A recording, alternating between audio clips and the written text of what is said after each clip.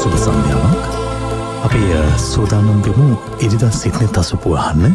ඉරිදා සිත්නෙත් අසපුව තුළ අද ධර්මදේශනාව ආරම්භ කරන්නට මත්තෙන් අපි ප්‍රාර්ථනාවක් ඇති කරගන්නවා. මේ කොරෝනා වෛරසය හේතුවෙන් යම් පීඩාවකට පත් වූ කෙනෙක් සිටිනවන ලංකාවේ හැම දෙනාටම මේ ධර්මදේශනාවේ ආශිර්වාදයනුත් සිත ශාන්තිය රැකවරණය ආශිර්වාදය වේවා කියලා ප්‍රාර්ථනා කරනවා.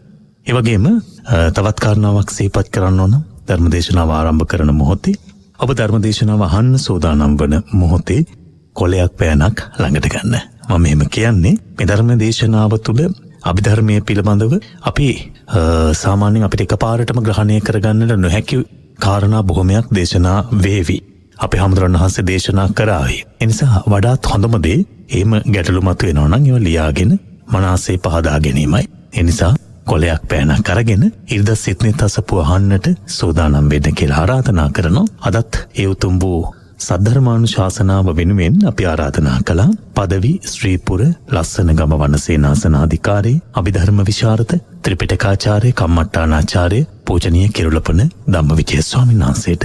උන්වහන්සේ අද දවස තුලදීත් අපට මේ ගැඹුරු වූ ධර්මය පහදා ගැනීම වටහා ගැනීම පහසු වන ආකාරයෙන් දේශනාව සිදු කරાવી. ධර්ම ශ්‍රවණ කුසලයේ ජීවිතේ භාග්‍යම පිණිස හේතු වෙන්නා වූ සෝතාපට්ටි අංගයක්සේ සලකා ධර්මය අහන්නට ඔබේ සිත් නැඹුරු වේවායි කියලා නැවත නැවත ප්‍රාර්ථනා කරමින් ඒ සඳහා ඔබට සූදානම් වෙන්න ඇරයුම් කරමින් අපේ පූජනීය කිරුළපන ධම්මවිජය ස්වාමීන් වහන්සේට ඇරයුම් කරනවා ධර්මානුශාසනාව පැවැත්වීම සඳහා. අවසරයි ස්වාමීන් වහන්සේ. සාදු සාදු සාදු.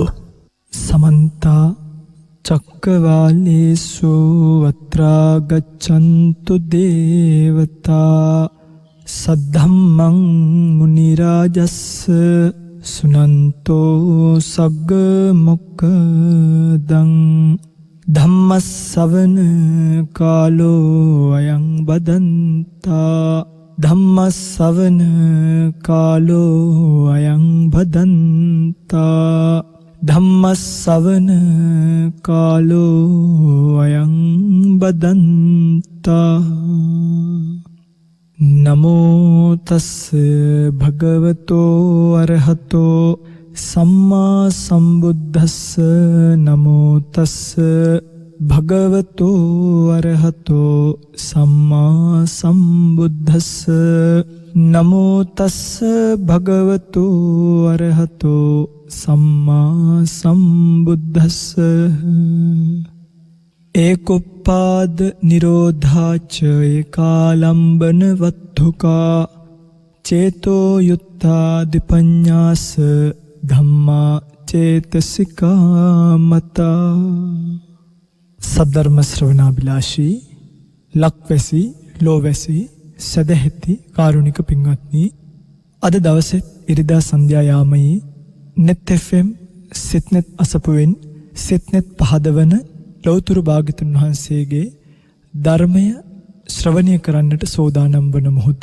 පින්වත්නි, මේ උතුම් ධර්ම දේශනාව අද දවසේ ලක්වැසි ලෝවැසි සෑම දිනෙකටම ශ්‍රවණය කිරීමට අවකාශය සලසා දෙමින් කටයුතු කරන බව සිහිපත් කරලා තියෙනවා. පිළියන්දල PS පෙරේරා මාවතේ අංක 120න් 1A දරණ නිවසේ පදිංචිව සිටින SBM සිල්වා යුවලගේ දූ දරුවන් විසින් අද දවසේ මේ උතුම් ධර්ම දේශනාවේ දායකත්වය රැගෙන කටයුතු කරන බව. පින්වත්නි, ඔබ දන්නවා මේ ලෝකයේ යම් කිසි කෙනෙකුට දෙන්න පුළුවන් දානියන් අතර අග්‍රතම දානිය තමයි ධර්ම දානිය කියන එක. මේ මොකද ලෝකයේ පවතින සෑම යහපත් ක්‍රියාවක්ම ධර්මයේ ප්‍රභව කොටගෙන, කියන්නේ ධර්මයේ මූලික කරගෙන පවතින දේවල්. කළගුණ සැලකීම, ශ්‍රමණයන් වහන්සේලාට සැලකීම, දන්පැන් පූජා කිරීම, මේ සියල්ල ධර්මයේ ප්‍රභව කොටගෙන පවතින නිසා කෙනෙක් ධර්මයේ දුන්නා කියන්නේ පින්වත්නි අර ඔක්කොටම මූලික පදනම දුන්නා වගේ තමයි. ඒ නිසයි කිව්වේ සබ්බ දානං ධම්ම දානං ජිනාති කියලා. ඒ වගේම ඒ ධර්ම දානිය කියන එක පින්වත්නි නොඑක ආකාරයට කරගැනීමේ හැකියාවකුත් තියෙනවා. කියන්නේ ධර්ම දානිය කියලා කියන්නේ මේ දායකත්වයක් අරගෙන බණක් රේඩියෝ එකේ හරි ටීවී එකේ හරි කියවන එකමත් නෙමෙයි. ඊට මෙහා බොහෝ දේවල් ඔබට බණක් අහන්න යන්න කාව හරි කන් යන්න බණක් කියවන්න ඔබට පුළුවන් ධර්ම කාරණාවක් කාට හරි දේශනා කරන්න, මේ සියල්ල ලීෆ්ලට් එකක් පොඩි බෙදලා දෙන්න, මේ සියල්ල ධර්ම දානියට අය. ඒ අතරින් වර්තමානයේ මේ තාක්ෂණික ලෝකයේ ධර්ම දානිය දෙන්න පුළුවන් බොහොම ලස්සන සහ පහසු සුන්දර ක්‍රමවේදයක් තමයි ගුවන් විදුලි රූපවාහිනී හරහා ධර්ම ප්‍රචාරය කරවීම. මොකද මේවා පින්වත්නි මේ සදාකාලිකවම වගේ කියන්නේ සාමාන්‍යයෙන් අපිට දැන් සදාකාලිකව කියන්නේ ස්ථීර වශයෙන්ම පවතින්නේ නැහැ. නමුත් අවශ්‍ය කාලයක් වෙනකම්ම ඔය පින්වතුන්ලට අද මේ කරන ධර්ම දේශනාව මේ කියන වෙලාවේ තේරුණේ නැත්තම් ආයිත් ඔය පින්වතුන්ලට මේක හොයාගෙන අහන්න අවස්ථාව තියෙනවා. අන්න ඒකයි මෙවැනි පටිගත කිරීම නැත්තම් තැම්පත් කිරීම ගබඩා කරගෙන තබා ගැනීම වල තියෙන විශේෂත්වය. මොකද පින්වත්නි දැන් පහුගිය සතියවල අපි කරපු ධර්මදේශන ඔස්සේ විශේෂයෙන්ම ගිය සතියේ සිත්නෙත් අසපොබ ශ්‍රවණය කළා නම් අපි අභිධර්මය උගන්වන්න. කියන්නේ අභිධර්මයේ විෂයක් විදිහට නෙමෙයි ජීවිතයට අවශ්‍ය කරන පාඩමක් විදිහට නමුත් ඊට අදාළ විෂය කරුණු පිළිබඳව ඉගැන්වීමට ආරම්භ කළා. ඉතින් මේ ධර්මදේශනාව ආපු බොහෝ දෙනෙක් මට අනිත් පැත්තට කතා කරලා කිව්වේ අනේ ස්වාමීනි ඔබ වහන්සේ මේ දැන් සමහරු මෙහෙමත් කිව්වා. මෙච්චර කාලයක් කරපු ධර්මදේශනාව වලින් ගැඹුරුම ධර්මදේශනාව.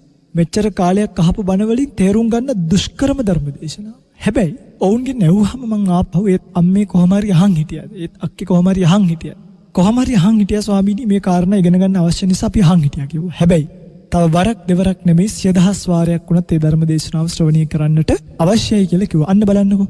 දැන් කියපු කාරණා එකක්වත් අපතේ ගිහිල්ලා නැහෙනේ. නේ. ඒවා ගබඩා වෙලා තියෙන නිසා අයිත් සැරයක් ඔබට පින්වත්නි මේ ධර්ම දේශනාවන් ශ්‍රවණය කිරීමේ අවස්ථාව අවකාශය තියෙනවා. අන්න ඒකයි මෙවැනි ධර්ම දානමය පින්කම් මහත්ඵල මේවා නිකන් අර ලින්ක් කපනවා වගේ වැඩ. ලිදක් කැපුවාම හැමදෑමත් ඒකේ වතුර උනනවා වගේ. මෙවැනි ධර්ම දානමය පින්කම් ඔබට සසර ජීවිතේ ඉන්න කම්ම සමහරක් විපාක භාවයට එන පින්කම් බවට පත් වෙයි. එනිසා පින්වත්නි බොහොම සතුටටපත් වෙන්න ධර්මදේශනාවේ දායකත්වයේ දරපු පින්වතුන්ලගේ අරමුණු ධර්මදේශනාවෙන් අනතුරුව සිහිපත් කරලා නම්ගම් අරමුණු සිහිපත් කිරීමට බලාපොරොත්තු වෙන් ධර්මදේශනාවට යොමු වෙනවා. පින්වත්නි සිහිපත් කළා වගේම පහුගිය සතියේ සිත්නෙත් අසපුවේ ධර්මදේශනාවෙන් අපි අභිධර්මය ඉගෙන ගන්න මූලික ප්‍රවේශයක් දාගත්තා. ඔබට මතකයි නම් අපි සම්මුති සහ පරමාර්ථ කියන දෙක අරගෙන සම්මුතිය කියන්නේ කුමක්ද? පරමාර්ථය කියන්නේ කුමක්ද කියන එක පින්වත්නි ආව ගැඹුරින්. ඇත්තටම සාමාන්‍යයෙන් අපි අරගෙන ගන්න සම්මුති පරමාර්ථ කියන දෙයට වඩා එහාට ගිහිල්ලා උත්තමෝ අවිපරීතවත්ෝ කියලා අර අවිපරීතයයි වචනයක් පාවිච්චි කරලා තියෙන්නේ. ඇයි කියන කාරණාවත් එක්ක හැම පරමාර්ථයකම චිත්ත චෛතසික රූප නිබ්බාන කියන සෑම පරමාර්ථයකම ලක්ෂණය රස පච්චුපට්ඨාන පදට්ඨාන කියන හතර වෙන්වෙන් වශයෙන් හඳුනා ගැනීමට පුළුවන් වෙන්නේ ධර්මදේශනාව සිද්ධ කර. පින්වත්නි මේ අභිධර්මයේ කියන එක දැන් මේවා කියලා දෙන්නකොට සමහරව අහනවා මේවා ත්‍රිපිටකයේ තියෙනවද? මේවා සංගායනාවෙන් සංගායනා වෙලා ආවද? ඉතින් අපිට මෙහෙම ප්‍රශ්නයක් තියෙනවා නම් අපි ඇත්තටම කල්පනා කළා මේ අපේ ධර්ම සාකච්ඡාව තුළදී හෝ මේ අභිධර්ම පිටකයේ කොයිතරම් පාරිශුද්ධව මේකට ආවද ත්‍රිපිටකයේ කොයිතරම් පාරිශුද්ධව ලංකාවට දායාද වුණාද කියන කාරණාව පිළිබඳව ඔබට කියලා දෙන්න. මොකද මේවා පිළිබඳව දැනුවත් වීමක් අවබෝධ කිරීමක් නැතුව එළියට යන්න බෑ පින්වත්. ඒ නිසා ඔබ බොහොම උවමනාවෙන් මේ කියන කාරණා ටික ශ්‍රවණය කරන්න. මොකද මේවා මේ එක පොතකින් පතකින් දෙකකින් මේ තෝරලා බලලා කියනවා නෙමෙයි. නාම රූප සමාස විභාවනී ටීකා ප්‍රකරණ ග්‍රන්ථ සංග්‍රහ ග්‍රන්ථ වගේ ග්‍රන්ථ රාශියක කරුණු අලලා කරන භාවමය කියන්නේ ප්‍රකාශනයක් තමයි මේ ධර්මදේශනාවන් තුලින් ඔබට එන්නේ. එනිසා බොහොම උවමනාවෙන් උත්සාහයෙන් මේවා ශ්‍රවණය කළොත් පින්වත්නි ඔබට මේ ධර්මදේශනාවෙන් අභිධර්මයේ පිළිබඳව සෑහෙන අවබෝධයක් ලබා ගැනීමට හැකියාව තියෙනවා. යම් තරමකට මේක දුෂ්කර වෙයි. ටිකක් අර අපි කියන්නේ අnder දෙමළ වගේ වෙන්නත් බැරි නෑ.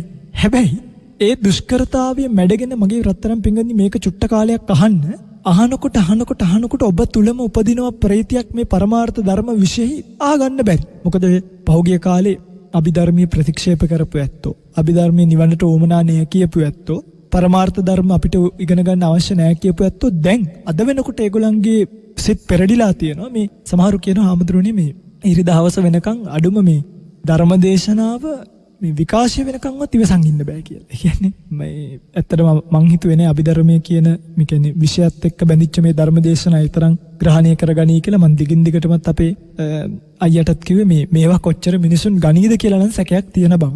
හැබැයි හරිම සතුටට කාරණාවක් සමහරු මේ ධර්මදේශනාව මේ විකාශය වෙන වෙලාවෙම අහන්න. මොකද මේක නැවත අන්තර්ජාලයට එකතු වෙනකන්වත් ඉවසන් ඉන්න බැරි කොට්ටාසියකුත් බිහි වෙලා ඉන්නවා. ඉතින් පින්වත් ඒ නිසා මතක තියාගන්න පරමාර්ථ ධර්ම ශ්‍රවණය කළලා Tamanගේ ජීවිතයට ගලපගත්තට පස්සේ මේක පුදුම ආත්ම තෘප්තියක් බවට පත් වෙනවා. ඒ මොකද ඔබට ඔබ ගැන ඔබේ ජීවිතය ගැන තේරුම් ගන්න මේ පරමාර්ථ ධර්මයන් කරන උපකාරය සොළුපටු නෑ. ඒකයි. Tamanට Taman ගැන තේරෙනකොට Taman තුළ මේ ප්‍රීතිය ඇති වෙනවා. පුදුම සතුටක් පින්ගන්නේ. මේ සිත් පිළිබඳව, චෛතසික පිළිබඳව, රූප පිළිබඳව ඉගෙන ගත්තට පස්සේ හිතට වෙන අරමුණු ඔස්සේ දුවන්න කාලයක්. දැන් මම මේකට ප්‍රවේශයක් ගන්න කලින්ම සිහිපත් කරන්න මේවා ඉගෙන ගැනීමේ වටිනාකම දැන් ඔය පිංගුතුල්ලා දන්නවා දැන් මේ වෙනකොට කොරෝනා කියලා වසංගතයක් ඉතින් වේගයෙන් පැතිරිලා යනවා ලංකාව පුරත් නේ. දැන් සමහරු මේකට මේ නොමනා ක්‍රියා අපි කියන්නේ මේ හොඳ නැති ඇක්ෂන් තමයි ගන්න. කියන්නේ අපි දැක්ක සමහරු කෑම ගබඩා කරනවා, සමහරු තෙල් ගබඩා කරගන්නවා. හරි.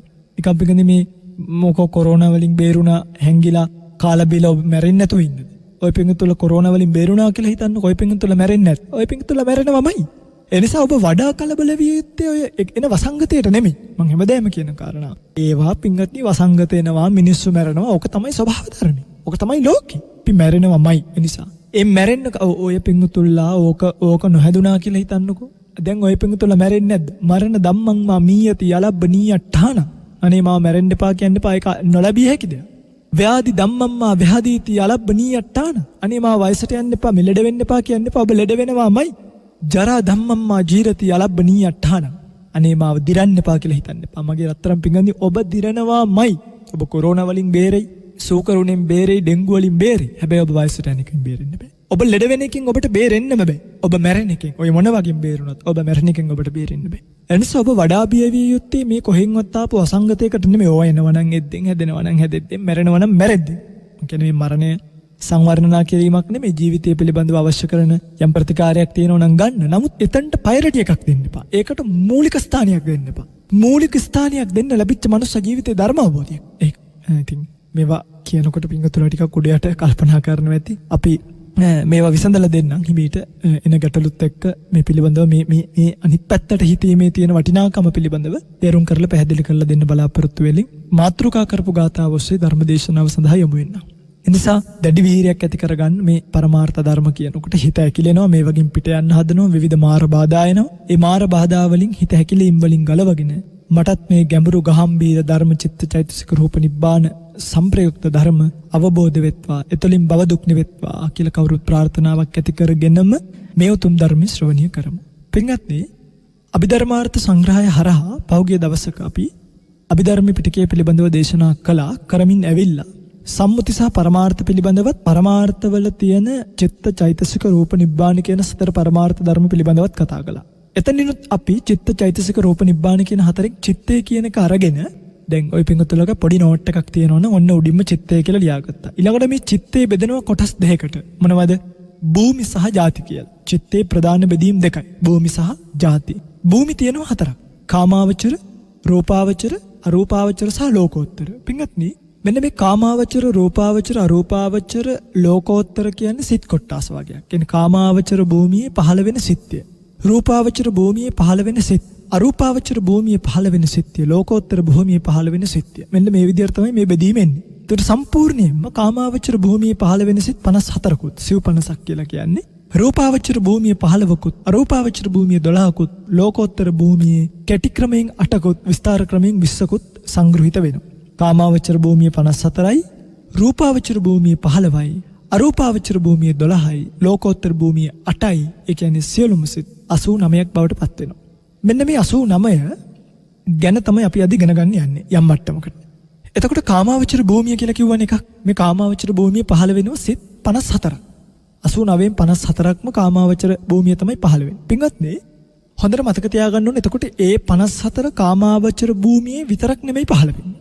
ඒ වගේම යම් සිත් කොටස රූපාවචර භූමියත් පහළ වෙන්න පුළුවන්. කියන්නේ මේ චර කියන්නේ පිටකන්නේ සැරිසරනවා කියන අර්ථය. හැසිරෙනවා කියන අර්ථය. හරිද? චරති. පුරුෂෝ චරති. එහෙම කියනවනේ. පුරුෂයා හැසිරෙනවා. හැසිරෙනවා කියන අර්ථය තමයි චර කියන අර්ථය එන්නේ.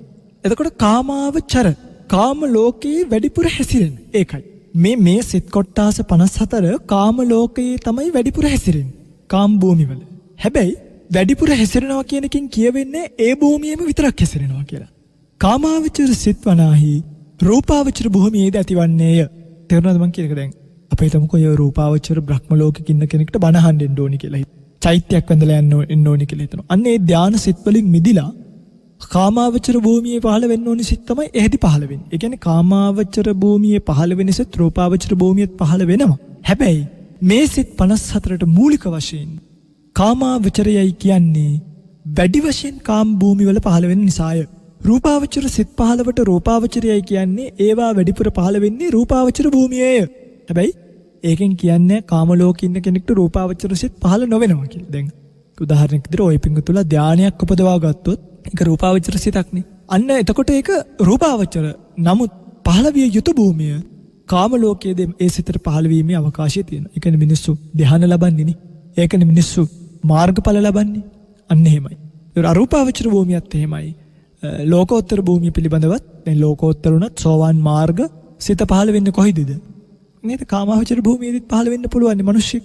අන්න ඒ වගේ මේවා එක එක තැන්වල පහළ වීමේ අවකාශය තියෙනවා. හැබැයි මෙහෙකුත් තියෙනවා. දැන් කාමාවචර භූමියේ පහළ වෙනවා පින්වත්නි. දැන් මම කියවනේ භූමි හතරක් තියෙනවා කියලා මොනවද? කාමාවචර, රූපාවචර, අරූපාවචර, ලෝකෝත්තර. ඔය තමයි භූමි. ඊළඟට සිත බෙදෙන අනිත් කොටාසිය තමයි ಜಾති. ಜಾති හතරක් තියෙනවා. කුසල ಜಾතිය, අකුසල ಜಾතිය, විපාක ಜಾතිය, ක්‍රියා ಜಾතිය. හරි? භූමි හතරයි. කාමාවචර, රූපාවචර, අරූපාවචර, ලෝකෝත්තර. ಜಾති හතරක් තියෙනවා. කුසල, අකුසල, විපාක, ක්‍රියා.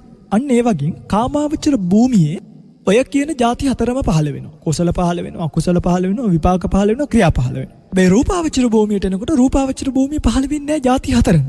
රූපාවචර භූමිය පිටින් අකුසල කියන ಜಾතිය පහළ වෙන්නේ නැහැ. කුසල, විපාක, ක්‍රියා ඔච්චරයි තුනයි තියෙන්නේ. අරූපාවචර භූමියත් කුසල, විපාක, ක්‍රියා. ඒකෙත් අකුසල පහළ වෙන්නේ. මොකද බ්‍රහ්ම ලෝකෙ පින්වත්නි හොරකම් ඒව නැහැ. තේරෙනවද කියන එක? මංකොල්ල කෑ මේ ඔක්කොම තියෙන්නේ අපිට තමයි. මෙන්න මෙහෙ ඇවිල්ලා ඉන්න අයට. එනිසා රූපාවචර භූමි දෙකේ අකුසල කියන ಜಾතිය ක්‍රියාත්මක වෙන්නේ නැහැ. ලෝකෝත්තර භූමියේ අකුසල ක්‍රියාත්මක වෙන්නෙත් නැහැ. ක්‍රියා කියන ಜಾතිය ක්‍රියාත්මක වෙන්නෙත් නැහැ. ලෝකෝත්තර භූමියේ කුසල විපාක කියන දෙක විතරයි තියෙන්නේ. තේරුණා නේද මං කියන එක? කාමාවචර භූමියේ කුසල අකුසල විපාක ක්‍රියා කියන හතරම තියෙනවා. රූපාවචර භූමියේ කුසල විපාක ක්‍රියා කියන තුන විතරයි අකුසල කියන එක නැහැ. අරූපාවචර භූමියේ කුසල විපාක ක්‍රියා විතරයි අකුසල කියන එක නැහැ. ලෝකෝත්තර භූමියේ අකුසලත් නැහැ ක්‍රියාත් නැහැ. පින්වත්නි මේක පැහැදිලිවම මේක එකපාරම නම් තේරෙන්නේ නැහැ. හැබැයි රත්තරන් පින්වත්නි අද මේක ඉගෙන ගන්න පටන් ගන්නකො. අද මේක ඉගෙන ගන්න පටන් අරන් ඔබ බය වෙන්න එපා. අතරින් පතර ඔබට තේරුම් ගැනීමට හැකිවන ධර්ම දේශනාත් මම මේ ඔස්සේ කරනවා. නමුත් පින්වත්නි දැන් ඔබට බණ කියනවා නම් මම කල්පනා කරපු දෙයක්. දැන් ඔබට බණ කියනවා නම් ඔබට මේ පරමාර්ථ ධර්ම ටික උගන්වලා මේක ඔළුවට දාලම බණ ටික කියන එක හරි වටිනවා. ඒකයි. ඒ මොකද මේක ඔළුවට නොයා බණ කියන්න ගියොත් දැන් පින්වත්නි ඔය පින්වතුල අභිධර්මය අහලා පරමාර්ථ ධර්ම අහලා ගැඹුරු ධර්මනේ හොයන්නේ. දැන් මට සමහරු කියනවා මේ ධර්ම දේශනාවකට එහෙම ගියාම ආම්දුරුනි අපි ගැඹුරු බණක් අහන්න ආවා. දැන් පින්වත්නි ඔතනින් එහාට ගැඹුරින් කියන්න බෑ. මොකද මම දන්නවා ඔය පින්වතුල පරමාර්ථ ධර්ම දන්නේ නැති බව. එකපාරටම මම ගිහිල්ලා කිව්වොත් එහෙම අකුසල සාධාරණ චෛතසික 4යි අනිත් 10යි එකතු වෙලා අකුසල සාධාරණ චෛතසික 14ක් හැදෙනවා. ඒවා මෙහෙමය කියලා ඔය පින්වතුලට ඔක තේරෙන්නේ නැහැ නේ. ඔය පින්වතුලට මෝහය කියලා කිව්වහම ඇත්තම බලන්න ඔය පින්වතුල මෝහය ගැන මොනවද දන්නේ? මං ඔබට රචනාවක් ලියන්න දුන්නොත් මෝහය ගැන වචන 20ක් ඔබ ලියන්න පුළුවන්ද බලන්න? ඔබ ලියයි මෝහය යනු මුලා වීමයි. ඕනනම් අවිද්‍යාවයි කියලාත් ලියයි. ඔන්න ඔච්චරයි. ඇත්තටම බලන්නකොට උද්දච්චය කියන්නේ මොකක්ද? හිරියොත්ප්ප කියන්නේ මොනවද? මේවා ඇහුවොත් එහෙම ඔය පිංගුතුල දන්නේ නැති නිසා දැන් පිංගත්නි මට නම් හිත හදාගෙන සූත්‍ර කාරණාවක්වත් විස්තර විග්‍රහ කරලා දෙන්න හිතෙන්නේ නැහැ. මොකද බොහෝ පිංගුතුල්ලට පරමාර්ථ ධර්ම පිළිබඳව දැනුමක් නැති නිසා මේ අර කිව්වට යන්නේ නැහැ පිංගත්නි. ඒකයි. ඒක හරියට නිකන් මේ මම හොඳ වාහනයක ඉඳලා හිතන්නකෝ පිංගුතුනි මම ලෑන්ඩ් ක්‍රූසර් එක වගේ ඉඳලා ඔය පිංගුතුල ඉන්නවා ත්‍රිවිල් එක. මම කියනවා මේකේ හොඳට AC තියෙනවා. ඔය පිංගුතුල්ලත් හිතනවා ෂාපිටත් AC තියෙනවා. හැබැයි ඔය පිංගුතුල්ලට එන අර ඕපන් AC එක කියන්නේ දැන් අපි දන්නවා ත්‍රිවිලර් එකක සාමාන්‍යයෙන් මේ දැන් අර කාර් එකේ AC එක එන්නේ නැහනේ. කැලියෙන් එන හුලං එන්නේ. හැබැයි ඒකේ අරකේ වෙනසක් තියෙනවා. ඒකයි. ඒ වෙනස ඔබට තේරෙන්නේ ඉන්න භූමිය නිසා. එනිසා ඔය භූමියෙන් ඔබ නැගිට්ටෝලා මේ භූමිය යම් මට්ටමකට පිළිටවන්න. කියන්නේ පරමාර්ථ ධර්ම ඉගෙන ගන්න පුළුවන් භූමියක පිළිටවලා සූත්‍ර දේශනා විවරණය කරන්න ගත්තොත් මගේ පිංගත්තේ ඔබට සෑහෙන අවබෝධයක් මේකෙන් ඇති කරගන්න පුළුවන්මයි. එනිසාමයි මේ බණ නෙමෙයි. ඇත්තම කතාව තමයි මේ බණ නෙමෙයි. මේක යම් මට්ටමකට අභිධර්මයේ පිළිබඳව විෂය කරුණු ඉගැන්වීමක්. අය වහලා තියන්න ඕනේ නෑනේ. හැබැයි රත්තරන් පිංගනි හොඳට මතක තියාගන්න මේ විෂය කරුණු ඉගැන්වීම සිද්ධ කරන්නේ ඊළඟ බණ වලට ඔබට උපනිශ්‍රේ භාවයට පත් වෙන්න. ඒක හොඳට මතක තියාගන්න. හරි?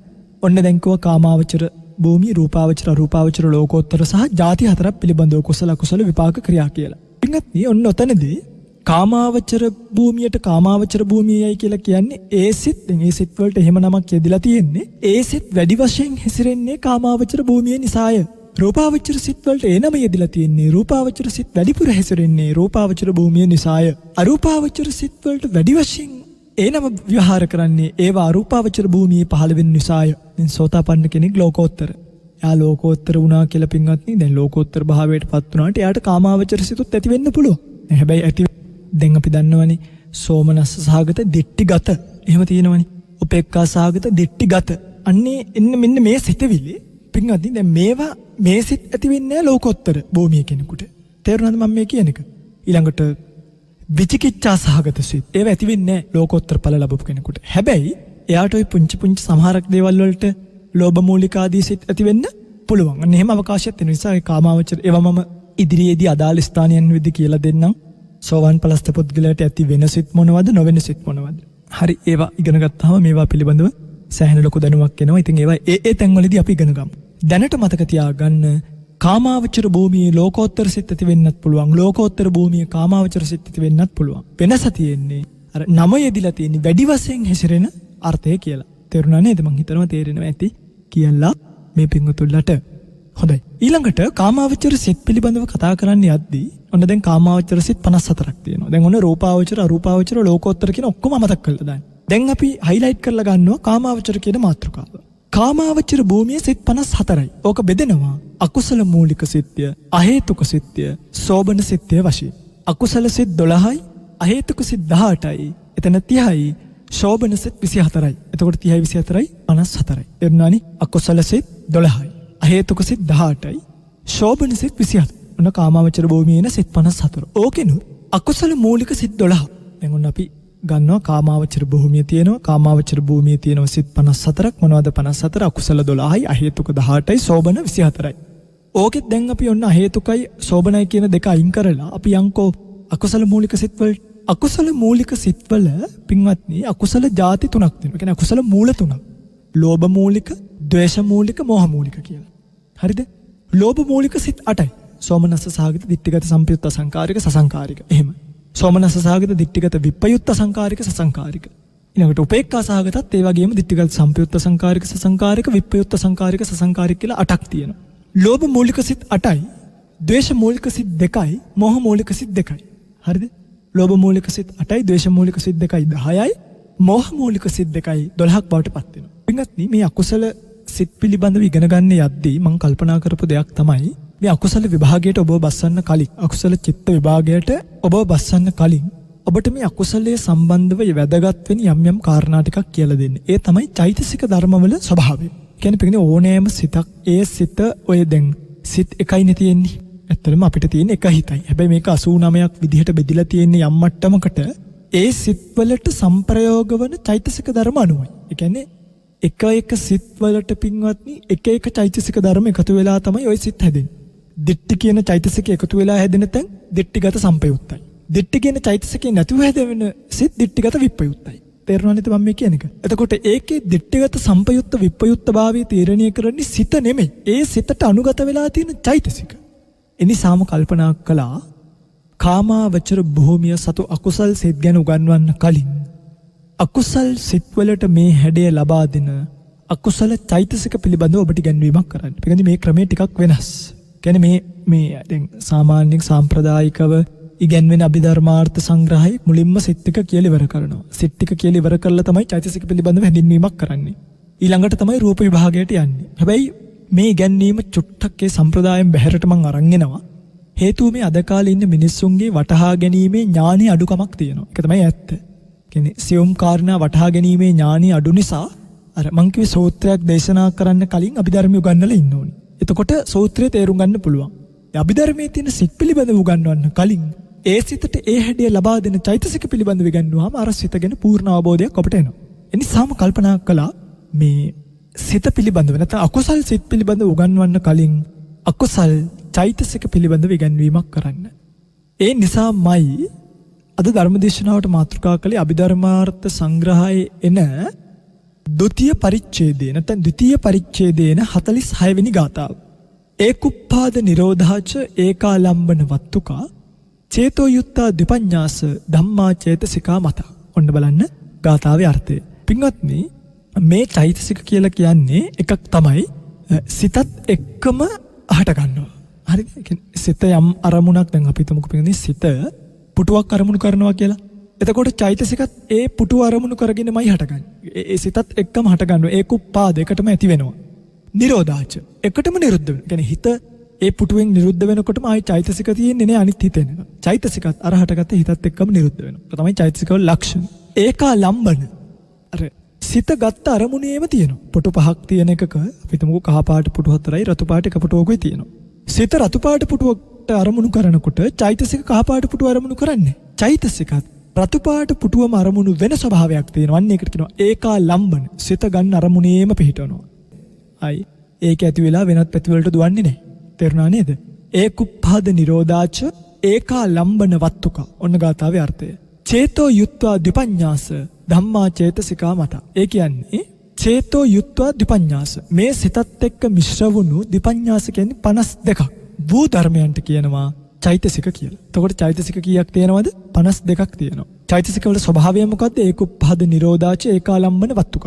සිතත් එක්කම උපදිනවා, සිතත් එක්කම නිරුද්ධ වෙනවා. සිත ගන්න අරමුණම ගන්නවා, සිත ගන්න අරමුණේම හැසිරෙනවා. ඔක තමයි චෛතසික වල ස්වභාවය. චෛතසික 52ක් තියෙනවා. මේ 52 පින්වත්නි බෙදීමකට ලක් වෙනවා. නිකන් දැනගෙන ඉන්න.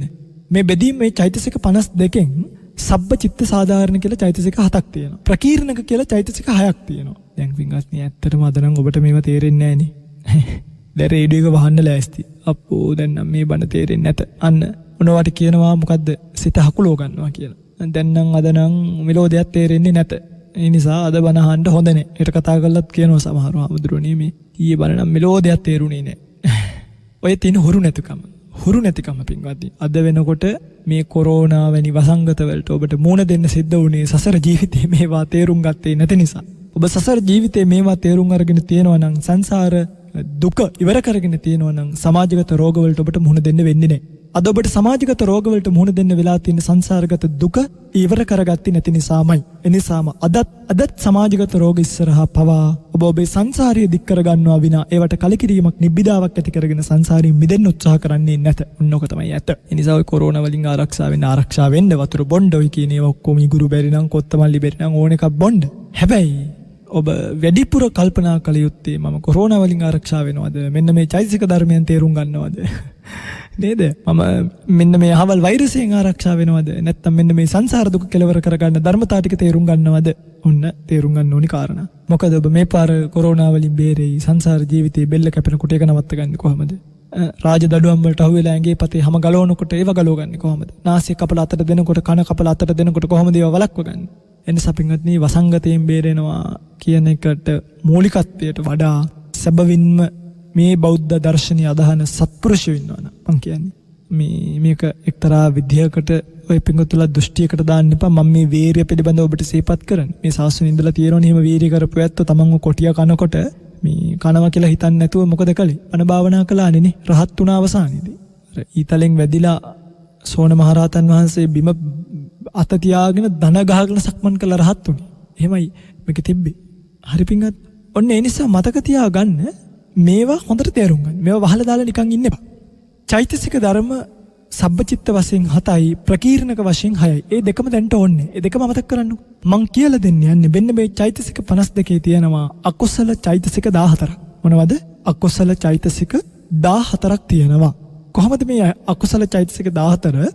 මෝහෝ අහිරිකං අනුත්තප්පං උද්දච්චං ලෝභෝ දිඨිමානෝ දෝසෝ ඉත්සා මච්චරියං කුක්කුච්ඡං තීනං මිද්දං විචිකිච්ඡා චේති චුද්දසිමේ චේතසික අකුසලා නාම. ඔමයි තියෙන්නේ.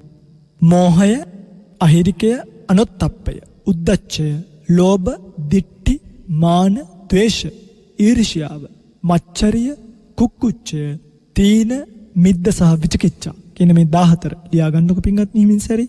මෝහය, අහිරිකය, අනුත්තප්පය, උද්දච්ච, ලෝභ, දිට්ඨි, මාන, ද්වේෂ, ඊර්ෂ්‍යා, මච්චරිය කියලා දෙන්නම්. කුක්කුච්ච, තීන, මිද්ද, විචිකිච්ඡා කියන මෙන්න මේ 14ට කියනවා අකුසල චෛතසික කියලා. අකුසල චෛතසික. දැන් පින්වත්නි මෙන්න මේ 14 යෙදීමෙන් තමයි අර කියපු සිතේ තියෙන චිත්තයේ තියෙන ලෝභ, ද්වේෂ, මෝහ කියන සිත් සකස් වෙන්නේ. මේ 14 තමයි ඒවට යෙදිලා තියෙන්නේ. ඒකයි මම මේ 14 කියලා දෙන්න හදන්නේ. එතකොට අරකේ හැඩය බල්ලපු ගමන් තේරෙනවා දෙයනේ මෙන්න මේ චෛතසිකයේ මෙන්න මේ ස්වභාවය නිසා තමයි මට මෙන්න මේ දේවල් වෙන්න පටන් ගත්තේ. තේරුණාද මං කියන එක? මේවා නොදන්න නිසා අර සිත පිළිබඳව අවබෝධයකට එන්න පුළුවන්කමක් මිනිස්සුන්ට නැහැ. ඒ නිසා අපි හිමින් සැරේ මේව ඉගෙන ගමු. මොනවද කිව්වේ? මෝහය, අහිරිකය, අනුත්ප්පය, උද්ධච්චයනේ. පින්වත්නි මෙන්න මේ අකුසල චෛතසික 14න් ඔන්න ඔය මං කියපු හතරම. නැත්තම් මෝහ, අහිරික, අනුත්ප්ප, උද්ධච්ච කියන හතරම හැම අකුසල සිතකම යෙදෙනවා. කියන්නේ මේ හතර පින්වත්නි කිසිම අඩුවක් දැන් අනිත් අට අනිවාර්යෙන් හැම එකම යෙදෙන්නේ නැහැ. ඔය පින්වතුන්ට තේරෙනවද මං කියන එක? ඒ කියන්නේ දැන් උදාහරණයක් විදිහට මේ බලන්නකො පින්වත්නි. මේ චෛතසික 14 හැම අකුසල සිතකම යෙදෙනවා කියලා එකක් නැහැ. මෝහ, අහිරික, අනුත්ප්ප, උද්ධච්ච කියන හතර විතරක් හැම එකේම යෙදෙනවා දැන්.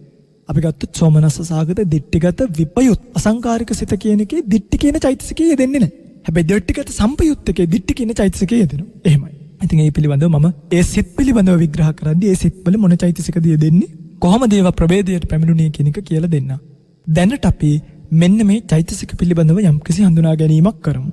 පින්වත්නි මේක මෙන්න මේ චෛතසික පිළිබඳව හඳුනාගද්දී මේක කියවීම් දෙකක් තියෙනවා. එකක් තමයි ඔය පින්වතුන්ල හැමදේම අහන සරල කතන්දරේ. ඒ කියන්නේ මේ මෝහය කියන්නේ මෙහෙමය, අහිරිකය කියන්නේ මෙහෙමය, අනුත්ප්පය කියන්නේ මෙහෙමයි, උද්ධච්චය කියන්නේ මෙහෙමයි කියලා අහන සරල කතන්දරේනොත් මේක තේරුම් ගන්න යම් මට්ටමකට පුළුවන්කම තියෙනවා. ඒක තමයි ඇත්ත. හැබැයි මම කල්පනා කරන්නේ පින්වත්නි මේ ඒ ඔය සරල කතන්දරයේ සරලයි කියන්නේ පින්වත්නි සරල නෑ. නමුත් ඒ කියවීම සරලයි. එහෙම ගත්තොත් ඒ කියන්නේ සරල කියවීමක් අපිට පොතකින් පතකින් උනත් බලා ගන්න පුළුවන්කම ලැබෙනවා. හැබැයි මේකේ තියෙන ගම්බීර ස්වභාවය. ඒ කියන්නේ හැම චෛතසිකයකම ලක්ෂණීය රස පච්චුපට්ඨාන පදට්ඨාන කියන හතර. පිටුදුන් ඔය හතර තේරුම් ගැනීම හරීම වැදගත් මේ පරමාර්ථ ධර්ම වලට. මොකද ගොඩාක් අය ඔව දන්නේ නැහැ. දැන් ඔය පිටුතුල්ල දන්නවද මෝහයේ තියෙන පච්චුපට්ඨානිය මොකක්ද කියලා? මෝහය කියන ස්වභාවය දන්නේ නැහෙනි.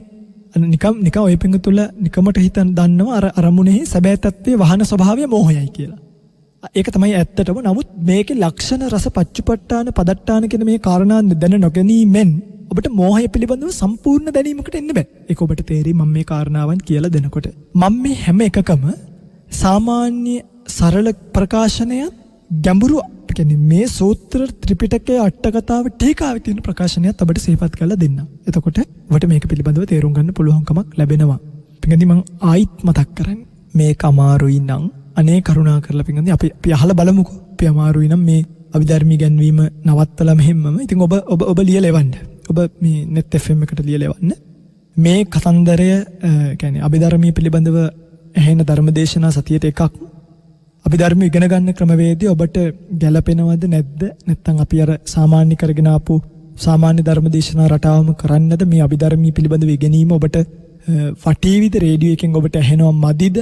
ඔබේ තියෙන මොනවා හරි අදහස් තියෙනවා නම් එවන්න. එතකොට අපි ඊට සුදුසු ආකාරයකින් නැවත ඔබට මේ ධර්මදේශනා සමීප කරන්න උත්සාහ කරන්න. හරි? හැබැයි මගේ නම් පුද්ගලික බුදු පුතෙක් විදියට ඔබ මගෙන් ඇහුවොත් මේ මොකද ස්වාමීස් අපි මේකට කරන්න කියලා මම ඔබට කියන්නේ මගේ රත්තරන් පින්වත්නි මේක අමාරුවෙන් අහන් ඉන්න අමාරුවෙන් ඉගෙන ගන්න ඔබට මේ පිළිබඳව ලොකු අවබෝධයක් ඇති කරගන්න පුළුවන්කමක් ලැබේ. මෝහය කියලා කියන්නේ අරමුණෙහි සැබෑ තත්ත්වයේ වසන ස්වභාවයට. හරිද පින්වත්නි? දැන් මේකට කියලා තියෙන අර ඇහි තියෙන පටලයක් වගේ කියලා. කියන්නේ දැන් සත්වයන්ට දුක දුකක් හැටියට පේන්නේ නැතුව මිහිරක් හැටියට පේනවා. සැපයක් හැටියටම පේනවා. දැන් දුක් ඇතිවීමේ හේතුව වෙන තණ්හාව දැන් තේරෙනවනේ තණ්හාව පින්වත්නි සැපයට හේතුවක් වගේ ඔබට පේන්නේ. හැබැයි දුක නිවීම වූ සැබෑ සැපේ තණ්හාවෙන් නැති කිරීම ඔබට පේන්නේ නපුරක් විදිහට. තේරෙනවද මම මේ කියන්නේ? අන්න පින්වත්නි මෙන්න මේ දුක නොදැනීම, දුකට හේතුව නොදැනීම, දුක නැති කිරීම නොදැනීම, නැති කිරීම මාර්ගය පිළිබඳව නොදැනීම මෙන්න මේකට කියනවා මෝහය කියලා. අවිද්‍යාව කියන්නේ එක්තරා මට්ටමකට මේකටම තමයි. මේ මෝහය පිළිබඳව පින්වත්නි ටිකක් ගැඹුරු කියවීමක් තියෙනවා. ඒ ගැඹුරු කියවීමට අවධානය යොමු කළාම ඔබට තවත් මේ පිළිබඳව විශාල අවබෝධයකට එන්න පුළුවන්කම ලැබෙනවා. මේ මෝහයට තියෙනවා යම් අර්ථකථනයක් දීලා ආරම්මණේ මුයිහන්තීති මෝහෝ කියලා. ඒ කියන්නේ මේ ආරම්මණේ අරමුණෙහි මුයිහති මුලා වේද යම් කෙනෙක් Tamanට දැනෙන අරමුණේ මුලා වේද සෝ ස්වභාවෝ මෝහෝ. ඒ ස්වභාවයට කියනවා මෝහය කියලා. අන්න බලන්නකෝ. මොකද්ද? අරමුණෙහි මුලා වීම. අර බලන්න අර ඔක්කොටම වඩා අර කියපු සරල ප්‍රකාශනයට වඩා මේක ඇතුලේ කොයි තරම් ලොකු ගැඹුරක් තියෙනවද බලන්න. ආරම්මණී මුයතිති මෝහෝ. අරමුණේ මුලා වීමට කියනවා මෝහය කියලා. මේකේ අත්තසාලිනිය ලියනවා මෝහෝ චිත්තස්ස අන්ධභාව ලක්කණු. මෙන් මෝහෝ කියන්නේ මෝහය කියලා කියන්නේ චිත්තස්ස චිත්තයාගේ අන්ධභාව ලක්කණු. ආරම්මන ඉච්ඡාදන රසෝ අන්ධකාර පච්චුපට්ඨානෝ. හරි? අයෝනිසෝ මනසිකාර පදට්ටානු. ඔහොමයි කියන්නේ. කියන්නේ ලක්ෂණ රස පච්චුපට්ඨාන පදට්ටාන කියන හතර තේරුම් කරලා දෙනවා. බලන්නකෝ. චිත්තස්ස සිතේ අන්ධභාව ලක්කණු. නුවණැස කන කිරීම. කියන්නේ නුවණැස අන්ධභාවයට පත් කිරීම තමයි මෝහයේ ලක්ෂණය. ඔන්න බලාගන්න ලක්ෂණය. රස කියන්නේ කෘත්‍යයට. ආරම්මන ඡාදන ආරම්මණයාගේ ස්වභාවය වැසීමයි. මෝහයේ කෘත්‍ය. රස කියලා කියන්නේ කෘත්‍යයට නෙනේ. කියන්නේ අරමුණෙහි සැබෑ ස්වභාවය වැසීම තමයි මෝහයේ කෘත්‍ය. මෝහයේ කටයුත්ත. ලක්ෂණය තමයි නුවණැස පහ කිරීම. හරි? අන්ධකාර පච්චුපට්ඨානෝ. කියන්නේ අන්ධකාරය තමයි වැටහීම කොට ඇති. අන්ධකාරය කියලා කියන්නේ මේ අඳුරු බව නෙමෙයි. අරමුණෙහි සැබෑ ස්වરૂපය පේන්නේ නැතිකම තමයි මේක කියන්නේ. අයෝනිසෝ මනසිකාර පදට්ටානෝ. නුවණින් මෙනෙහි නොකිරීම නැත්නම් නුනුවණින් මෙනෙහි කිරීමම ආසන්න කාරණියයි. මෝහයට ආසන්න කාරණිය තමයි අයෝනිසෝ මනසිකාරය. යම් කෙනෙක් අයෝනිසෝ මනසිකාරය කරපු ගමන් මොකද්ද වෙන්නේ? මේ අන්ධ භාව ලක්කණු. ඒ ලක්ෂණයෙන් මේක වැහෙනවා. ආරම්මන ඡාදන රසෝ. අරමුණෙහි සැබෑ ස්වභාවය වැහෙනවා. හරියට අඳුරකට ගියා වගේ. අන්න බලන්නකෝ මේ හතරම තියෙනවා. මෙන්න මේ නිසා මේ මෝහය කියන එක චතුරාර්ය සත්‍ය ධර්මය. පටිච්ච සමුප්පාද ධර්මයාගේ පූර්වද්දවයන් නොපෙනෙනසේ වැසීම සිද්ධ කරනවා. පටිච්ච සමුප්පාදයේ කෙලවරයට පේන්නවත් නැහැ. චතුරාර්ය සත්‍ය ධර්මයේ පිළිබඳව පෙන්වන්නෙත් නැහැ. අන්න ඒකට කියනවා මෝහය කියලා. දැන් පේනව නේද මෝහයගේ ස්වභාවය? පිටින්ද මේ මෝහය භූමි වශයෙන් නේව සංඥා නා සංඥායතනෙ දක්වාම තියෙනවා. කියන්නේ සක්වල කෙලවර දක්වාම තියෙනවා. ධර්ම වශයෙන් සෝතාපන්න මාර්ගයට පූර්වෙන් තියෙන ගෝත්‍ර භූසිත දක්වාම කියන්නේ ගෝත්‍ර භූසිත දක්වාම මෝහය කියන එක තියෙනවා. බලන්න තන්ට ගිහිල්ලත් මුලා වෙන්න පුළුවන්. ඒකයි මේ කියන්නේ ඒකයි සංඛාර උපේක්ඛා ඥානියට වැටෙන යෝගාවචරය ආපහු දුස්සීලෙක් බවටම පත්. මෝහය තමයි ඒ කරන්නේ. පුද්ගල වශයෙන් අනාගාමී පුද්ගලයා දක්වාම අනාගාමී වෙන තෙක්ම යම් මට්ටමකට මේ ස්කන්ධ පිළිබඳව මුලා කිරීමක් තියෙනවමයි. තේරුණාද මම මේ කියන්නේ? ඒ නිසා භූමි වශයෙන් නේව සංඥා නා සංඥායතනෙ දක්වාත් ධර්ම වශයෙන් ගෝත්‍ර භෝචිත්තය දක්වාත් පුද්ගල වශයෙන් අනාගාමී පුද්ගලයා දක්වාත් මේ මෝහය කියන එක හට ගන්නවා. මේ මෝහයට කියන තවත් නමක් තමයි මිත්‍යා ඥාන කියන එක. මිත්‍යා ඥාන කියලා කියන්නේ පින්වත්නි දැන් අර දුෂ්චරිතයක් කරලා යම් කිසි කෙනෙක් හොඳ නැති වැඩක් කරනවා. හරි? හොඳ නැති වැඩක් කරලා දැන් ඒකට හිතන ඕනි උපායක්. ඒ උපාය සිතලා ඒ උපායෙන් දුෂ්චරිතයක් කරලා එයාට හිතෙනවා මම යහපතක් කළා කියලා. අර සල්ලි තියෙන කෙනෙක්ගෙන් හොරකම් කරලා මම නියම වැඩක් කළේ දෙන්නම්කෝ කියලා අර එහෙම හිතන ස්වභාවය යන්නේ ඒකට කියනවා. ඒ ඥානෙ ඒ නියම වැඩක් කළාය ඇති වෙන ඥානිය මිත්‍යා ඥානය. තේරුණා නේද? අර ඒ මිත්‍යා ඥානියනේ මගේ පුතේ මේ අර අනාථපිණ්ඩික සිටුතුමාගේ දාසියෙක් මට මතකයි. තමන්ව මරන්න ආපු හොරෙක්ව තමන්ව මරන්නට කලින් මොකද කරේ? පොළඹවල ස්ථානයකට පමුණවලා ඇගේ උපායෙන් ඒ උපාය පාවිච්චි කරලා හොරා තමන්ව මරන්න කලින් තමන් හොරාව මරුවා. තේරුණාද මම මේ කියන්නේ? අන්න ඒක සොරාගේ ජීවිතේන්ද්‍රිය නැසීමට කල්පනා කරපු ඥානය. නමුත් ඒක මිත්‍යා ඥානයක්. ඒ ජවන වාරය මිත්‍යා ඥානයක්. ඒ නිසාම පින්වත්නි දැන් අර එයාට හිතුනේ දැන් එයා මුලින්ම ඕකේ ජාතක අට කතාවේ තියෙනවා සාදාසි ඨානුප්පත්තිකාය පඤ්ඤාය සමන්නාගත. ඒ ස්ථානෝචිත ප්‍රඥාවෙන් කල්පනා කළා කියලා. හැබැයි ඒ සොරාව මරන්න කලින් තමන්ව බේරගන්න ස්ථානෝචිතව කල්පනා කළේ. ඒ ප්‍රඥාව ඒ ඇතිවෙච්ච ප්‍රඥාව හේතුන අර මිත්‍යා ඥානය. තේරුණාද? මේ ප්‍රඥාවත් හේතු වෙනවා මෝහයට. ඒකනේ මේ ප ဋ ාණ ප්‍රකරණේ ප ဋ ාණ පාළිය කියන්නේ පඤ්ඤා රාගස්ස දෝසස්ස මෝහස්ස මානස්ස දිට්ඨියා පත්තනාය උපනිස්සේ පච්චේන පච්චයෝ. ඔබ කියනවනේ. ඒ කියන්නේ ප්‍රඥාව ප්‍රඥාව රාගස්ස රාගයාට දෝසස්ස ද්වේෂයාට මෝහස්ස මෝහයාට මානස්ස මානයට දිට්ඨියට පත්තනාය භව සම්පatti භෝග සම්පatti ප්‍රාර්ථනා කරන්නා වූ තණ්හාවට උපනිස්සේ පච්චේන. මෙන්න මේක උපනිශ්‍රයක් විදිහට මේ ප්‍රත්‍යයෙන් පච්චයා හෝති උපකාර භාවයට එනවා. අන්න බලන්න පින්වත්නි දැක්කද? ඒ කියන්නේ මේ ප්‍රඥාවත් මෝහයේ ස්වභාවය කොච්චරක්ද කියනවනම් ඔබේ තියෙන ප්‍රඥාවත් මේ රාගයට දාන්න මේ මෝහයට පුළුවන්කම තියෙනවා. අන්න ඒකනේ මේ වගේ භයානකකමනේ. දැන් බලන්න පින්වත්නි ප ဋ ාණ පාළියෙම ඉගෙන ගත්තාම හරි පුදුමයි හරි ලස්සනයි. මොකද ඔයවාගේ මේ කාරණා සියල්ල ඇතුළත් කරලා අන්තර්ගත කරලා තියෙනවා. අපි හිමීට ඉගෙන ගද්දී අපිට මේවා තේරෙන්න පටන් ගන්නවා. හරි? මෙන්න මේකට කියනවා මෝහය කියලා. දැන් ඒ මෝහයත් දිට්ඨි සහිත මෝහය, දිට්ඨි රහිත මෝහය කියලා එකක් වෙනවා. ඒ කියන්නේ දැන් අර දිට්ඨි රහිත මෝහය කියලා කියන්නේ විමසන නුවණට විපක්ෂව. අර ඒකාන්තයෙන්ම මුලා වීම. ඒකට කියනවා දිට්ඨි රහිත මෝහය කියලා. එක තීර්ථකයන්ගේ ඒ ශාස්ත්‍රුන් වහන්සේලාගේ වචනයම විශ්වාස කිරීමෙන් හටගන්නා මෝහයට කියනවා දිට්ඨි සහිත මෝහය කියලා. ඉතින් සමහරව ඇත්ත දැනගෙන හිටියත් මොකද කරන්නේ විමසන නුවණ නැතුව නිකම්ම මෝහයෙන් මුලා වෙනවනේ. සමහරු ශාස්ත්‍රූභාවින් මුලා වෙනවා. අපේ ශාස්ත්‍රූ මෙහෙම කියලා තියෙනවා කියලා. අන්න ඒවට තමයි දිට්ඨි රහිත මෝහය සහ දිට්ඨි සහිත මෝහය කියලා කියන්නේ. ඉතින් මං හිතනවා මේ ඇති කියලා. මොකද මේක ගොඩක් අපි බරදා ගන්න ඕනේ. මං දැන් දන්නවා ඔබට මෝහය පිළිබඳව සාමාන්‍යයෙන් ගැඹුරු වැටහීමක් තියෙනවා. ඔන්න ඕකට තමයි කියන්නේ මෝහය කියලා. ඒතර මෝහයේ අපි කතා කරපේ මොනවද ලක්ෂණය? අන්ධභාව ලක්ෂණ. නුවණස කන කිරීම තමයි ලක්ෂණය. ආරම්මන ඉච්ඡාදන රසු. අරමුණ වැසීම තමයි ස්වභාවය කෘත්‍යය. අන්ධකාර පච්චපට්ඨානෝ නිකන් මෝහයකින් වෙහිච්ච පටලයකින් වගේ අඳුරුභාවයට පත් කිරීම තමයි වැටහීම කොට තියෙන්නේ ළඟම. අයෝනිසෝ මනසිකාර පදට්ඨානෝ ආසන්න කාරණා වෙලා තියෙන නුවණින් මනසිකාරී කිරීම. ඒක තමයි මෝහය කියලා කියන්නේ. ඊළඟට දෙවෙනි අකුසල චෛතසිකය තමයි අහිරිකය. අහිරිකය කියලා කියන්නේ දැන් සාමාන්‍ය කියවීමට ගියොත් අහිරිකය කියන්නේ මේ පාපය පිළිකුල් නොකරන ස්වභාවය. ඒ කියන්නේ මේ පව පිළිකුල් කරන්නේ නැති ස්වභාවයට කියන අහිරිකය කියලා. අර පාපයට ලැජ්ජා නැහැ කියලා අපි කියන්නේ අහිරිකය. හිරියක් නැහැ. ඊළඟට අනොත්ප්පය කියලා කියන්නේ ඔත්ප්පකේ විරුද්ධ භාවය. පාපයට බිය නැහැ පින්වත්. ලැජ්ජා බය නැහැ. දැන් අපි කියන්නේ ලැජ්ජා බයට හැදිච්ච ළමයි කියලා. ඒ ලැජ්ජා බයට හැදිච්ච ළමයි කියන්නේ මේ පාපයට ලැජ්ජාවට, පාපයට බයට එහෙම හැදෙන්න ඕනි. ඒක තමයි අහිරික අනොත්ප්ප කියලා මෙතන කියලා තියෙන්නේ. හරි? අහිරිකය කියලා කියන්නේ එතකොට පවට ලැජ්ජා නැති බව. අනොත්ප්පය කියලා කියන්නේ පවට බිය නැති බව. මම මේ දෙකේ ගැඹුරු විස්තරයක් විග්‍රහ කරලා දෙන්නම්. අද අපිට එතකොට මේ පිළිබඳව කතා කරන්න පුළුවන් අද දවස තුළ. මගේ පින්වත්නි නිකම් මේකේ ගැඹුර පිළිබඳව කියන්නේ මේකේ ගැඹුරු විස්තර විග්‍රහය පිළිබඳව මෙන්න මෙහෙම බලන්න. අහිරිකය දැන් කියනවා යෝ පුද්ගලෝ යම් පුද්ගලයෙක් නහිරියති නලජ්ජති. කාය දුස්චරිතාදයෙන් ලැජ්ජා වෙන්නේ නැද්ද? ඉති තස්මා එසේ හේයින් සෝ පුද්ගලෝ ඒ පුද්ගලයා අහිරිකෝ අහිරික කියලා කියනවා. තේරුණා නේද මං කියන එක පින්වත්නි? මෙන්න මේකේ ලක්ෂණ රස පච්චපට්ඨාන පදට්ඨාන බලමුකෝ. එතකොට අපිට මේක පිළිබඳව හොඳටම තේරෙනවා. අත්තසාලනී තමයි මේක අටුවාව කියන්නේ. කාය දුච්චරිතාදීහි අජිගුච්ඡන ලක්කණං අහිරිකං අලජ්ජනාකාරේන පාපානං කරණ රසං අසංකෝචන පච්චපට්ඨානං අත්ත අගාරව පදට්ඨානං. එහෙමයි කියන්නේ. මොනවද කියන්නේ කියලා බලමු හිමින් හිමින්. මේ අහිරිකය කියන එක කාය දුච්චරිතාදීහි කාය ආදී දුස්චරිතවල අජිගුච්ඡන ලක්කණ. කියන්නේ අජිගුච්ඡන කියන්නේ මේ පිළිකුල් නොකිරීම ලක්ෂණ කොට ඇත්තේ. පිළිකුල් කරන්නේ නැහැ පින්වත්. හරිද? පිළිකුල් කරන්නේ නැහැ. අලජ්ජනාකාරේන ලැජ්ජා නොවන ආකාරයෙන්. කියන්නේ ලැජ්ජා නොවන ආකාරයෙන් පාපානං එමයි කියන්නේ පාපයන් කරන රසං කිරීම කෘත්‍ය කොට ඇත්තේය.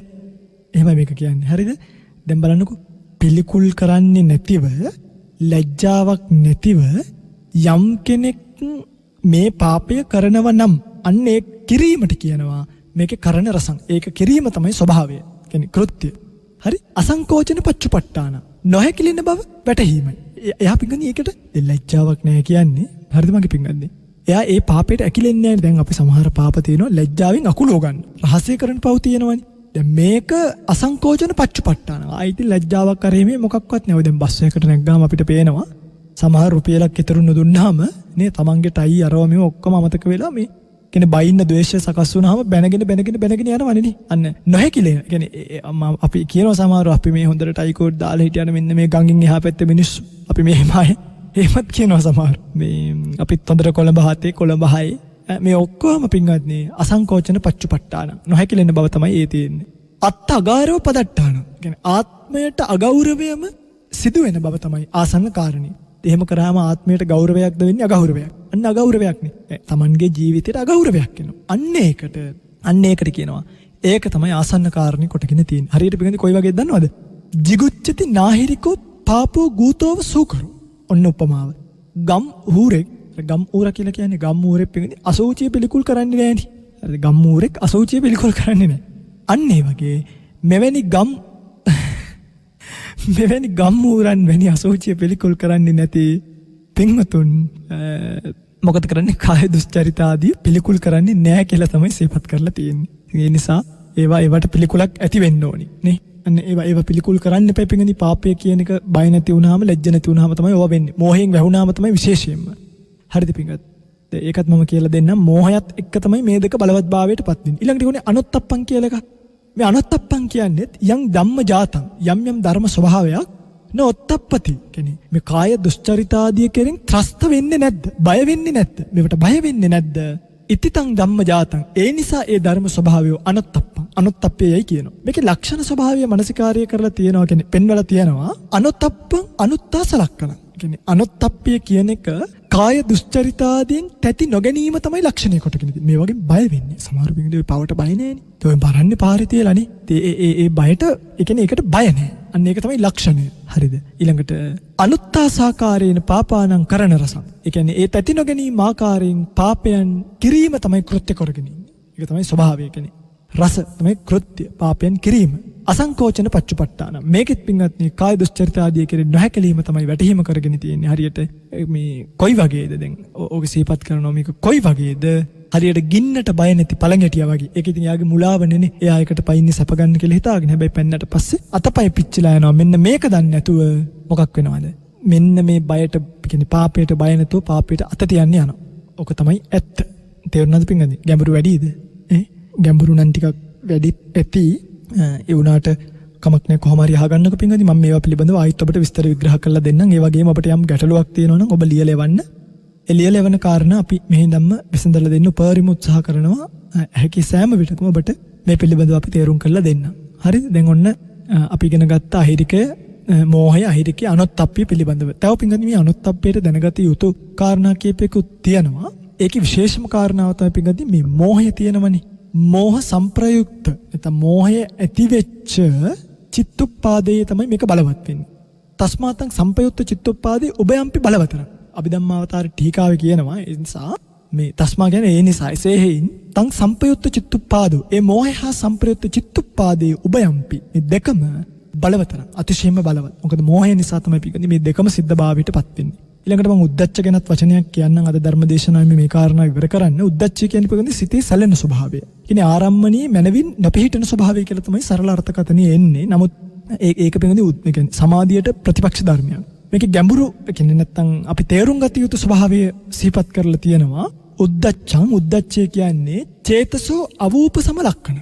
ඒ කියන්නේ මේ අවූපසම ලක්ෂණ කියන්නේ නොසන්සුන් බව තමයි ලක්ෂණය කරගෙන ඉන්නේ. අවූපසම කියන්නේ අවිස්සලා තියෙන්නේ. නොසන්සුන් ඒක තමයි ලක්ෂණය. අනවට්ටාන රසං කියන්නේ මේ නොනවතුණු බව තමයි කෘත්‍ය. ඒ නොසන්සුන් වෙච්ච කෙනා පිටින් නවතින්නේ නැහැ. ආයේ වැඩේ අනිවාර්යයෙන්ම කරනවද නැද්ද? කරනවාමයි. කොච්චර පා කිව්වත් කරනවා. හරි. බන්තත්ත පච්චුපට්ඨාන භ්‍රාන්ත භාවය නැත්නම් සැලවීම තමයි වැටහීම කොටගෙන තියෙන්නේ. ඒ බය, ඒ සැලවීම, ඒ නොසන්සුන් බව තමයි වැටහීම කරගෙන තියෙන්නේ. අයෝනිසෝ මනසිකාර පදට්ඨාන. මේකේ ආසන්න කාරණාව තමයි නුනුවණින් මනසිකාරී කිරීම. යාමට ගැහුවා, මෙයාමට බැන්නා, සත්පුද්ගල සංඥාවෙන් ලෝකයේ ගත්තහම නුනුවණින් මනසිකාරී කිරීම වශයෙන් මෝහයත් එක්ක එකතු වෙලා හරියට පින්වත්නි මේ අර ගලකින් අලු ගොඩකට ගැසූ කල මොකද වෙන්නේ? අලු හාත්පසින් මේ අත විසිර යනවනේ. අන්න ඒ වගේ මේ තමයි මේ නොසන්සුන් බව කියන එක චිත්තයාගේ විසිරී ගිය බව. නැත්තම් පෙරලා හරින ලද හරියට බෝලයක් එළියට අතෑරියා වගේ ඒක රෝල් වෙවි යනවා වගේ අරමුණේ නොසන්සුන් බවට කියනවා උද්දච්චය කියලා. ඒක අත්සාලනීය තමයි දක්වලා තියෙන්නේ. ඉතින් පින්වත්නි මේ කියපු කාරණා යම් තරමකට සමහරක් විට ගැඹුරු නැතුව නෙමෙයි.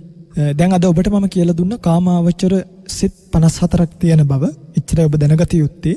ඒ සිත් 54න් අකුසල සිත් 12යි, අහේතුක සිත් 18යි, සෝබන සිත් 24කුත් තියෙන බව කියලා දුන්නා. අකුසල සිත් 12 කියලා දුන්නා, ලෝභ මූලික සිත් 8යි, ද්වේෂ මූලික සිත් 2යි, මෝහ මූලික සිත් 2ක් තියෙන බව ඔක්කොම 12යි. මේවා ඉගෙන ගන්න කලින් මේ වගේ මේ ස්වභාව රූපයන්. ඒ කියන්නේ ඒ එකම සිත එක ලෝභ මූලික, ද්වේෂ මූලික, මෝහ මූලික ආදී වශයෙන් බෙදලා යන්නේ මොනවා නිසාද? චෛතසික. ඒ සිතත් එක්ක එකතු වෙන චෛතසික ධර්ම නිසා තමයි ඒවා ඒ විදිහට විසිරලා නැත්නම් ඒ විදිහට ලක්ෂණ ස්වභාවයටපත් වෙලා යන්නේ කියන එක කියලා දුන්නා. ඊළඟට චෛතසික පිළිබඳව මම ඒ නිසාම ඔබට යම් හැඳින්වීමක් කළා. චෛතසික 52ක් තියෙන බව, චෛතසික එකටම ඇති වෙන, එකටම නැති වෙන, එකම අරමුණ ගන්න, එකම වස්තුවේ හැසිරෙන ස්වභාව ලක්ෂණ වලින් යුක්ත බව. ඒ අතරතුර විශේෂ සිහිපත් කිරීමක් කළා. චෛතසික 52න් 14ක්ම අකුසල චෛතසිකයෝ බව, මෝහ, අහිරික, අනුත්ප්ප, උද්දච්ච කියන අකුසල සාධාරණ චෛතසික 4ක්. ඒකට අකුසල සාධාරණ කියලා කියන්නේ සෑම සිතකම ඇති වෙන. කියන්නේ සෑම අකුසල සිතකම අඩු නැතුව ඇති වෙනවා පින්ගන්නේ මේ හතරම. එතනින් මෙහා ලෝභ දිට්ඨි, මාන ද්වේෂ ආදී චෛතසික ධර්ම ඒ සිත්වලයි හටගන්නේ. ඉතින් අද දවසේ මම ඔබට හැඳින්වීමක් කළේ අකුසල සාධාරණ චෛතසික වල නැත්නම් මෝහය, අහිරිකය, අනුත්ප්ප, උද්දච්චය කියන මේ හතරේ ලක්ෂණ රස පච්චුපට්ඨාන පදට්ඨාන කියන හතර ගැන සියුම් ඔබ දැනගත යුතු අර්ථ පිළිබඳවයි මේ පැහැදිලි කිරීම කළේ. පින්වත්නි මේ ධර්ම දේශනාව නැවත වාරයක් ශ්‍රවණය කරලා කොහොම හරි කමක් නැහැ මේ කියන ඒවා මතක තියාගන්න බලන්න. මොකද මේවා මතක තියාගත්තාම ඊළඟ දවසේ මම ඔබට පින්වත්නි මෙන්න මේක වෙන්නේ උද්දච්චය නිසා කියපු ගමන්, මේක වෙන්නේ අහිරිකය නිසා කියපු ගමන් දැන් ඔබ දන්නවා මෝහය බලවත් වෙලා තමයි අහිරිකය ඇති වෙන්නේ. අහිරිකේ ස්වභාවය මේකයි, අනුත්ප්පේ ස්වභාවය මේකයි, උද්දච්චයේ ස්වභාවය මේකයි.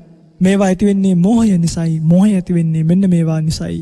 මෙන්න මේ වාගේ මිදුනොත් මට මෙන්න මේ අකුසල ධර්මයන්ගෙන් මිදෙන්න පුළුවන් කියලා පින්වත්නි ඔබට අවබෝධයක් ඇති කරගන්න පුළුවන්කමක් ලැබෙනවා. ඉතින් එන්න එතනින් මිදෙන්නයි නේ. දැන් ඔය පින්වතුන්ලා දන්නවා කොරෝනා මේ දවස්වල තියෙන එකක් නේ. කොරෝනා ගැන ලක්ෂණ ඔක්කොම දැනගත්තාමනේ. මස් පිඩු රිදෙන්න ගන්නවා, පපුව හිර වෙන්න ගන්නවා, වීසක වගේ ඉන්න ගන්නවා. ඊළඟට තව මොනවද තියෙන්නේ? ඔය හැදිච්ච කෙනෙක්ගෙන් අහලා බලන්නකෝ. මේ එක එක ඒවා කියනවනේ නේ. කැස්ස එනවා. මෙන්න මේවා අපිට කලින් කියනවනේ. අන්නේ කලින් කිව්වහම අපි දන්නවා ටක් ගාලා හැදෙන්න කලින් මෙන්න මේ අපිට හැදිලාද නැද්ද නේ. ඊට පස්සේ පරිස්සම් වෙන්න ඕන විදිහත් කියනවා. අත් සබන් දාලා සෝදන්ට නිතර උණු වතුර බොන්න. ඔහොම කියනවනේ නේද? ඉතින් දැන් ඔන්න ඔය පිංගුතුල්ලා පැයකට සැරයක් උණු වතුර බොනවනම් හරි හැකි සෑම විටකම අත් දෙක සබන් දාලා හොඳට දෙකක් කියනවනේ රතු පාට සබන් වගේ දාලා හොදන්න කියලා. එහෙම කියනවා වෛද්‍යවරු. මේවා කරනවා නම් දැන් බලන්න ඔබට මේ ධර්ම දේශනාවෙන් මේ වෛරසයෙන් බේරෙන්නත් උපදෙස් ටිකක් ලැබෙනවා. මෙන්න මේවා හොඳට දැනගත්තාම අපිට මේ වෛරසයෙන් බේරෙන්න පුළුවන් වගේ කරන්න දෙයක් නෑ. ඉතින් කර්මයක් තිබ්බොත් ඒත් හැදෙනවා. මේ චිත්තචෛතසික ධර්මයන්ගේ ලක්ෂණ රස පච්චපට්ඨාන පදට්ඨාන කියන හතර හොද්දට ඉගෙන ගත්තට පස්සේ පින්වත්නි ඕවගෙන් ගැලවිලා යන්න පුළුවන්කම ලැබෙනවා. ඒක පුළුවන් ද බැරිද කියලා ඔය පින්වතුල ඉගෙනගෙනම බලන්න. ඒ නිසා අදට ලැබිලා තියෙන කාල වේලාව ඉක්මලා ගිහිල්ලා තියෙන නිසා මෙතනින් එහාට ධර්ම දේශනාව සිද්ධ කරන්නේ නැහැ. චෛතසික ධර්ම හතරක් පිළිබඳව පැහැදිලි කිරීමක් කරලා තවත් 10ක් පිළිබඳව පැහැදිලි කරන්න අවශ්‍යයි. ඒ 10 පිළිබඳව ඊළඟ ධර්ම දේශනාවේදී පැහැදිලි කරලා දෙන්න බලාපොරොත්තු වෙන් අදට ධර්ම දේශනාව නවත්වනවා. ඒ 10ත් ඉගෙන ගත්තට පස්සේ අපිට පුළුවන් අකුසල චෛතසිකයන් පිළිබඳව මේ දැනගෙන අකුසල සිත් පිළිබඳව ඉගෙන ගන්න නැවත චිත්ත ප්‍රභේදයට නැත්නම් චිත්ත කාණ්ඩයට ආපෞසරයක් පියමන් කරගන්න. එනිසා මේ ගැඹුරු ධර්මතාවයන් Tamanට Tamanගේ නුවණට වැටහෙවා. නාම රූප ධර්මතාවයන් වල සියුම් ඥානි අවදි වේවා. ශ්‍රද්ධා සීල සුත ත්‍යාග ප්‍රඥා ආදී ඉන්ද්‍රිය ධර්මයන් වැඩි දියුණු භාවයට පත්ව ප්‍රාර්ථනීය බෝධියකින් උතුම් නිවනින් සුවසේම නිවීමට මේ කුසල් හේතු වේවා, පාරමී වේවා කියලා කවුරුත් සාදු කියලා ප්‍රාර්ථනාවක් ඇති කරගන්න. අද දවසේ මේ පිංගුතුන් කවුරුත් එකතු පාදා වෙලා මේ ශ්‍රවණීය කරපු උතුම් භාග්‍යතුන් වහන්සේගේ ගම්බීර ධර්මය ලක්වැසි ලෝවැසි බොහෝ දෙනෙක්ට ශ්‍රවණී කිරීමට අවකාශය සලසා දෙමින් කටයුතු කරන බව සිහිපත් කරලා තියෙනවා. පිළියන්දල PS පෙරේරා මාවතේ අංක 120න් 1 දරණ නිවසේ පදිංචිව සිටින SBM සිල්වා යුවලගේ දූ දරුවන් විසින් අද දවසේ මේ උතුම් ධර්ම දේශනාව සිද්ධ කරවාගත් බව ලක්වැසි ලෝවැසි බොහෝ දෙනෙක්ට ශ්‍රවණී කිරීමට අවකාශය සලසා දුන් බව සිහිපත් කරනවා. ප්‍රාර්ථනා වශයෙන් අරමුණු වශයෙන් සිහිපත් කරලා තියෙනවා. මීට වසර 2කට ඉහතදී මිය පරලොව යන්නට යෙදුණු පිළියන්දල PS පෙරේරා මාවතේ අංක 120න් 1A නිවසේ පදිංචිව සිටි SBM සිල්වා මෑණියන්ටත් SBM සිල්වා පියාණන්ටත් පින් අනුමෝදන් කිරීමට බලාපොරොත්තු වෙනවා.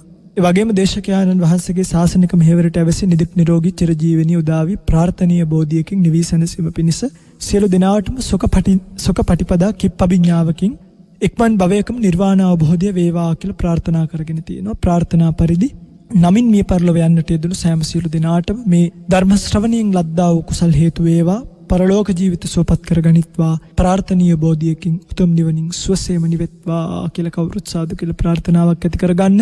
ඒ වගේම ධර්ම දානමයට සම්බන්ධ වුණු ධර්ම දානමය පින්කමට සම්බන්ධ වුණු සියලුම පින්වතුන්ලටත් net FM කාර්ය මණ්ඩලයටත් ධර්මයේ ශ්‍රවණීය කරන ලක්වැසි ලෝවැසි හැම දෙනෙක්ටමත් ප්‍රාර්ථනා කරනු අද දවසේ මේ රැස් කරගන්නට යෙදුණු ධර්ම දානමය කුසලයක්, ධර්ම ශ්‍රවණමය කුසලයක්, ධර්ම දේශනාමය කුසලයක් විතරක් නෙමෙයි මේ ජීවිතේ අප විසින් යම් තාක් ධර්මයේ දේශනා කරලා තියෙනවාද ඒ සියලුම ධර්ම දානියන්ගෙන් රැස් වෙනා වූ කුසල්, යම් තාක් ධර්ම මනසිකාර්ය කරමින් ලෝකයේ පිළිබඳව අවබෝධයක් ඇති කරගෙන තියෙනවාද ඒ සියලුම මනසිකාර්ය විශ්යෙන් ඇති වුණා වූ කුසල්, ඒවා මිනිසුන්ට කියලා දීමට යම් කල්යාණ මිත්‍ර සිත් පහළ වුණාද ඒ සියලුම පරාර්ථකාමී සිත් වලින් ජනිත වුණා වූ කුසල් වගේම ওই පිංගුතුන් ධර්ම ශ්‍රවණීය කිරීමෙන් ලත් වුණා වූ කුසල් ඔබ හැම දිනෙකටම මේ ජීවිතයේ ගෞතම සම්මා සම්බුද්ධ ශාසනය ගුණ පිළිවෙත් පුරා ගන්න අවශ්‍ය කරන කායික මානසික නිදුක් නිරෝගී චිරජීවනීය පිණිස පවතිවා. සීල සමාධි ප්‍රඥා ගුණ වැඩේවා. ලෙඩක් දුකක් අපල උපද්‍රවයක් නොම වේවා.